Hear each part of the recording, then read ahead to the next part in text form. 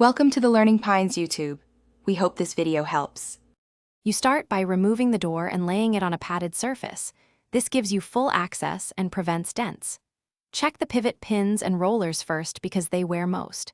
Use a screwdriver to loosen hinge screws just enough to free components, then note alignment marks. If you see rust, apply spray lubricant and brush away debris. This improves movement. Once done, measure roller size and track width so replacement parts match. Make sure to keep screws and small parts organized in a container. Now you tackle the rollers and the track because smooth gliding depends on both. Remove old rollers and compare dimensions. Install matching replacements, ensuring the mounting bracket sits flush. Clean the track by vacuuming loose grime, wiping with mild detergent, and drying completely so lubricant won't trap dirt.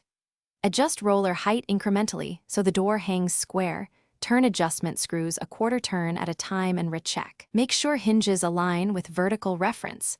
Misalignment causes binding, so correct it before rehanging the door.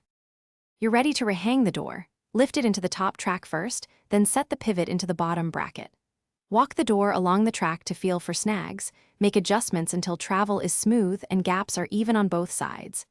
Tighten pivot pins and hinge screws just enough to hold alignment but leave slight play for fine-tuning. If the door still binds, look for bent hardware or track high spots. Realign hinges, replace damaged parts, or file the track carefully as a last resort. Thanks for watching. Consider subscribing if we helped you.